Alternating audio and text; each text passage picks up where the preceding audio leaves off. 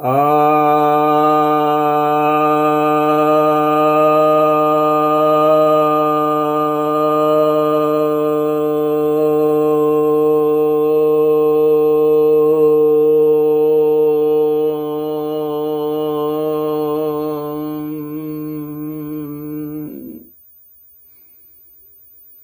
सभी भक्तजनों को सप्रेम नमन। भक्तों, एक जिज्ञासा है। जिज्ञासा यह है कि लोग ठगे जाते हैं, इसका क्या कारण है? पढ़े लिखे भी ठग लिए जाते हैं। यह ठगी कब से चली आ रही है? इसका मानव विकास में भी क्या कोई भूमिका है?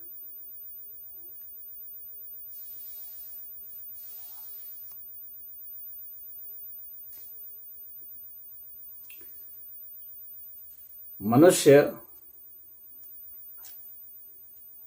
की या किसी भी प्राणी की यह प्रवृत्ति होती है कि वह अपने जीवन को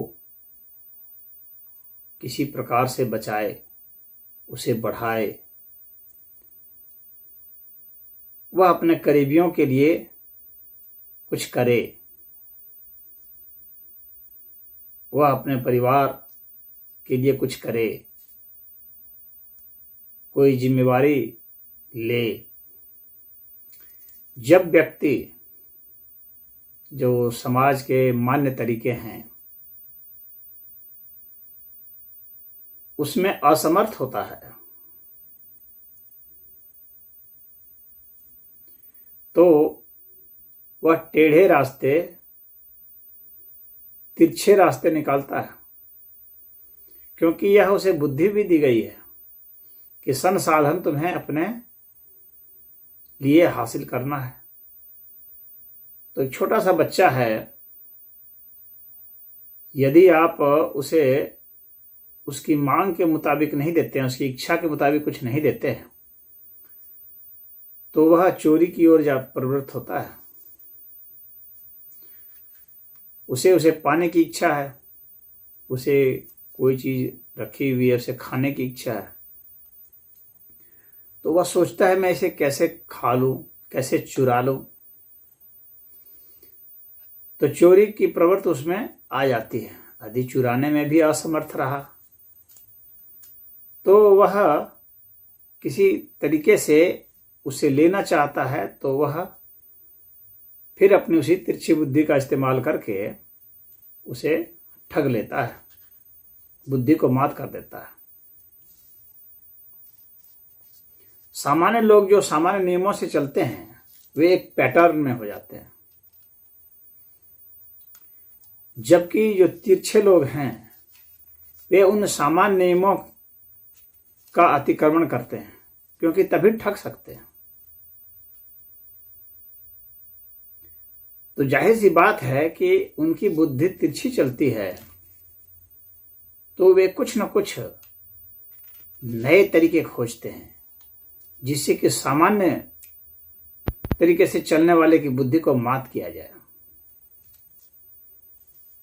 तो बुद्धि का विकास जो यहाँ पूछा गया है, तो बुद्धि के विकास में ठगों का बहुत महत्व है,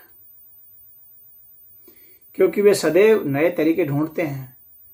पुराने तरीके जो जिससे उसने ठगा था या उनके जैसे ठगों ने ठगा था, तो उससे लोग सीख जाते हैं। तो अब उन तरीकों से ठगना थोड़ा कठिन है, तो उसे एक नई सोच के साथ आना पड़ता है, जिससे कि वह इनकी बुद्धि को मात करके इनके संसाधनों को हड़प सके, या इनके किसी चीज को जो हड़पना चाहता है वो हड़प सके, ले सके। तो उसकी बुद्धि सदैव तिरछी चलती है। और जन सामान्य जो हैं उनकी बुद्धि बिल्कुल एक पैटर्न पर, जो नियम कानून बना दिए गए हैं उसके दायरे में चलती है, क्योंकि ये ज़्यादा रिस्क नहीं लेना चाहते हैं, कानून के पचड़े में नहीं फंसना चाहते हैं और सामाजिक मान्यताओं में जीना चाहते हैं, क्योंकि सामाजिक मान्यताओं से हट जाने पर सम्मान नहीं मिलता। और कानून का भय रहता है, अपमानित होने का भय रहता है। लेकिन जो ठग होते हैं उन्हें मान अपमान का भय नहीं होता। वे जानते हैं कि अब मान अपमान से काम नहीं चलेगा, क्योंकि वो मानसिक स्तर पर नहीं, वे तो संसाधनों को इन के प्रकार भौतिक स्तर पर जी रहे होते हैं। तो ऐसे लोग संसाधनों की तलाश में रहते हैं, इसलिए वे कोई भी रास्ता निकालते हैं जिससे वे ठग सकें। तो सदैव वे एक नया तरीका खोजते हैं सामान्य लोगों की बुद्धि को मात करने का। और ठगों में भी श्रेष्ठ वे होते हैं जो ठगों को ठगने की कोशिश करते हैं, वे इनके सरदार होते हैं। अब बात पढ़े लिखे की है कि पढ़े लिखे भी क्यों ठग लिए जाते हैं। तो देखिए, जिस व्यक्ति के पास लोभ है, मोह है, क्रोध है, भय है,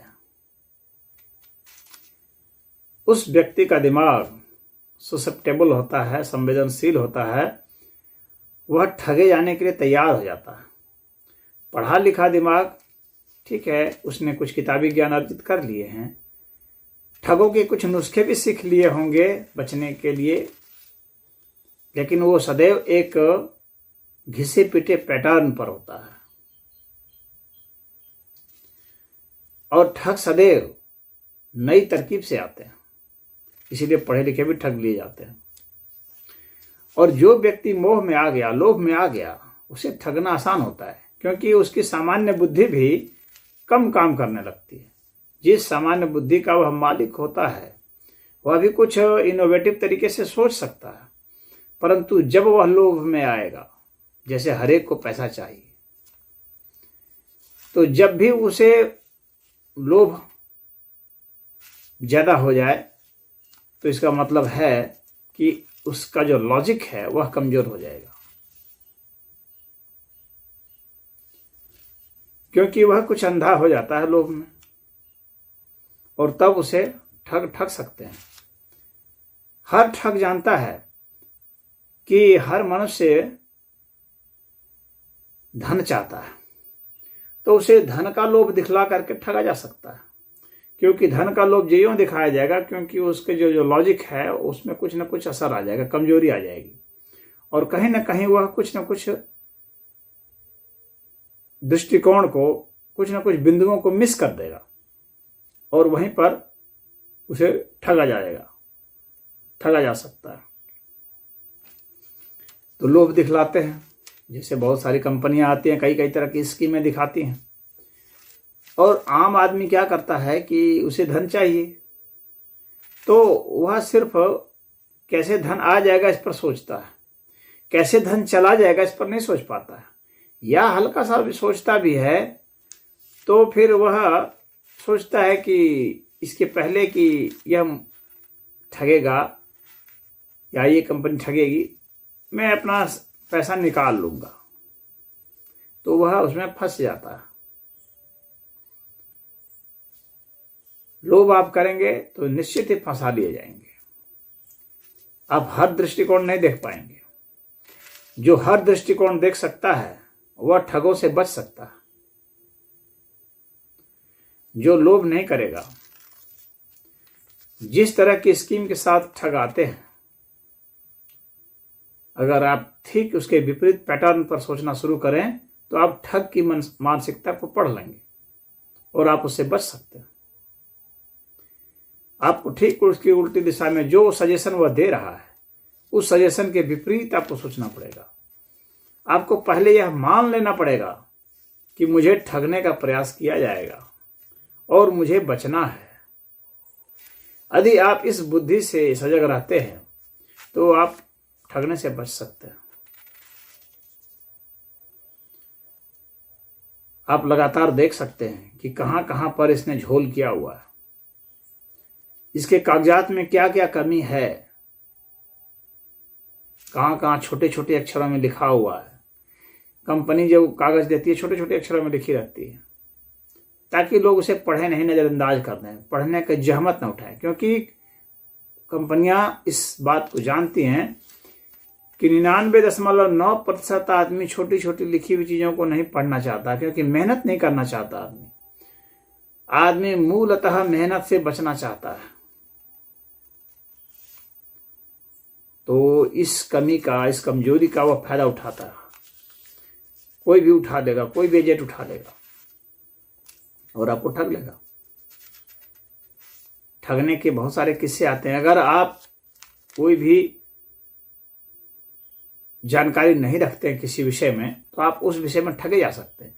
आप पढ़े लिखे हो सकते हैं किसी क्षेत्र में, मान लीजिए कि आपने डॉक्टरी पढ़ी है, मेडिकल की पढ़ाई पढ़ी है, तो आप मेडिकल संबंधित जो कुछ फ्रॉड है उससे बच सकते हैं बहुत हद तक। हालांकि सभी हद तक नहीं। बहुत अच्छे जो हैं एमआर हैं वो आपको ठग सकते हैं नए नए झांसे देकर, क्योंकि आप पढ़े लिखे भले हैं लेकिन लोभी तो हैं। जहां लोभ हुआ कि आदमी को फंसाया जा सकता है। अब वह व्यक्ति कितना तेज तर्रार है, वह जानता है कि सामने वाला डॉक्टर है तो ठीक है, इसको उसके हिसाब से ही बताया जाए, तो वह फंसा सकता है। और अन्य क्षेत्र वाले तो आपको आसानी से ठग सकते हैं, जिसके विषय में आप अनभिज्ञ ही है।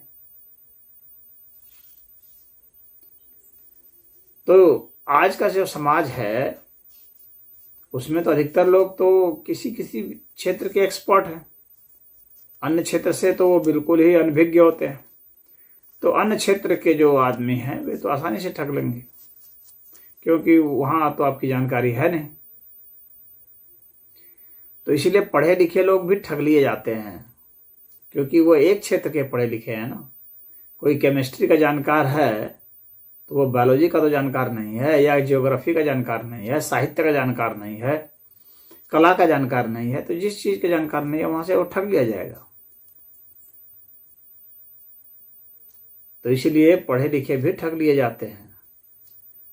और अगर वो बहुत क्षेत्र का जानकार है, उस क्षेत्र का भी जानकार है जिस क्षेत्र का ठग है, तो भी वह ठगा जा सकता है, क्योंकि वह लोभी हो चुका है, या मोह में है, या क्रोध में है, या द्रोह में है। क्योंकि ऐसा ये जब भाव की अधिकता होती है, हमारी बुद्धि तब काम करती है जब हमारे सारे भावों का संतुलन होता है। जब हम समभाव की स्थिति में रहते हैं तो हमारी बुद्धि प्रखर होती है। और जब हमारे में कोई भाव आ जाता है तो हम ठगे जाने के लिए तैयार हो जाते हैं। क्योंकि भाव, कोई भी भाव जब बढ़ जाए या कोई भाव बहुत घट जाए तो हमारे मस्तिष्क में विषमता हो जाती है रसायनों की, और वह जो विषमता हो जाएगी वह हमारे लॉजिक को दबा देगी। इसीलिए तो जो शत्रु होते हैं उनके गुण नहीं दिखते हैं, मित्र होते हैं उनके दोष नहीं दिखते हैं। मित्र के जब दोष नहीं दिखेंगे तो मित्र ठग सकता है कभी, और ठगते हैं। इसलिए लोग मित्रों से धोखा खाते हैं। कई लोग मित्रों से धोखा खा जाते हैं, क्योंकि उनके दोष नहीं दिखते हैं, उनकी प्रवृत्ति नहीं दिखती है, उनके सिद्धांत नहीं दिखते हैं कि ये किस सिद्धांत का व्यक्ति है, इसका नेचर क्या है, वो अच्छा से नहीं दिख पाता। फिर अपने बच्चों के, बच्चियों के लोगों को दोष नहीं दिखते हैं, इसीलिए तो बच्चे बच्ची भी धोखा दे देते हैं। वैसे कार कर बैठते हैं जिसकी कल्पना भी नहीं किए होते हैं ये। तो जब आप किसी पर भरोसा करते हैं, विश्वास करते हैं, तो आप उसका एक पक्ष नहीं देखते हैं। और विश्वास के कारण क्या होता है कि आपकी बुद्धि कुंद हो जाती है। आप भरोसा कर बैठते हैं और आप यह उम्मीद पाल बैठते हैं कि जिस पर आप भरोसा कर रहे हैं वह आपके साथ वैसा ही व्यवहार करेगा जैसे व्यवहार की आप उम्मीद रखते हैं। परंतु नहीं, वह अपने प्रवृत्ति से चलायमान होगा। अपनी जरूरत के लिए अगर आपका भरोसा तोड़ना पड़े तो वह तोड़ देगा। इसलिए लोग विश्वासघात के शिकार हो जाते हैं। पति पत्नियों के द्वारा ठग ली जाते हैं, पत्नियां पति के द्वारा ठग ली जाती हैं, क्योंकि वे आपस में दूसरे पर भरोसा करते थे। वहां लॉजिक दब जाता है, और जब भी लॉजिक दबता है तो वहां धोखा होता है, ठगी होती है। वहीं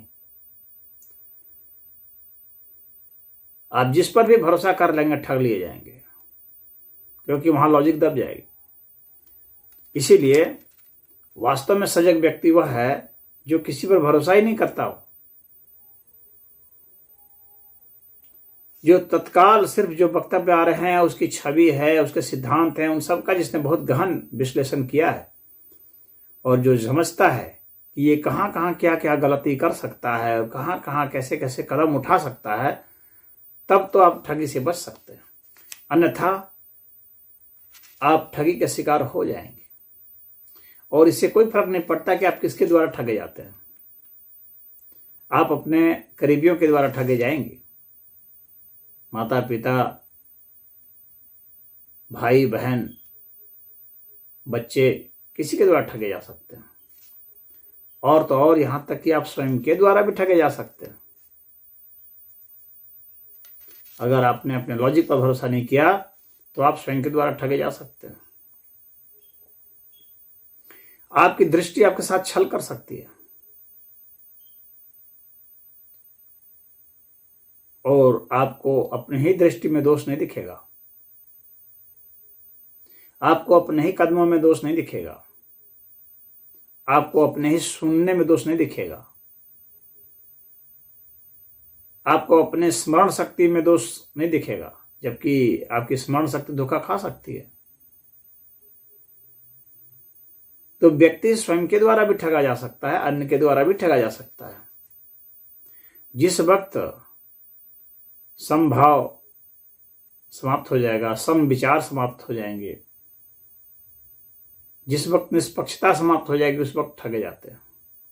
जो भी पक्षपाती हो जाता है वो ठग लिया जाता है।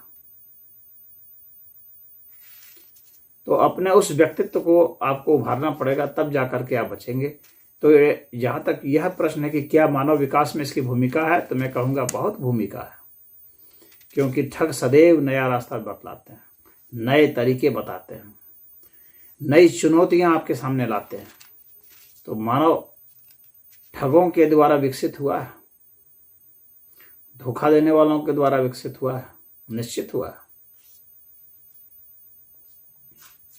एक पैटर्न पर चलना जो है वह हमें रिस्क लेने में एक भय भी पैदा करता है, हमें डरपोक भी बना देता है।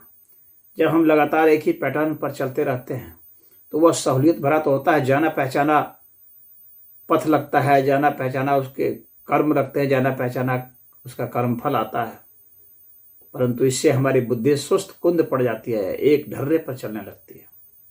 ऐसी बुद्धि विकसित नहीं होती है। सदैव वही बुद्धि विकसित होती है जो तिरछे आड़े तिरछे हर दिशा में चलती है। तो जो लगातार एक ही तरह से चलते हैं वे क्या करते हैं कि उनकी बुद्धि एक ढर्रे पर चलती है, इससे उसकी ऊर्जा कम खपत होती है, लेकिन इससे उसमें एक नए आयाम का विकास नहीं हो पाता। तो इसलिए ठगों ने मानव विकास में बहुत बड़ी भूमिका निभाई है, इस बात को मैं स्वीकार करता हूं। और सदैव आड़े तिरछे चलने वाले ने इस समाज को अलग ढंग से सोचने का, अलग तरीके से सोचने के लिए मजबूर किया है। चाहे मिलिट्री हो, किस तरह से युद्ध करना है, इसके लिए ठग की बुद्धि चाहिए। एक विशेष पैटर्न पर जब कोई चल रहा है तो उस पैटर्न से हट करके उसको अप्रत्याशित रूप से आप अचंभित कर सकते हैं, अलग ढंग से चल करके उसको धोखा दे सकते हैं, मात दे सकते हैं। तो सदैव नए तरीके से ही आप सोच करके कुछ विलक्षण अलग चीज पा सकते हैं, अपने हित के परिणाम पा सकते हैं। तो इसके लिए सदैव आपको नए तरीके अपनाने होते हैं, तो आप नए ढंग से कुछ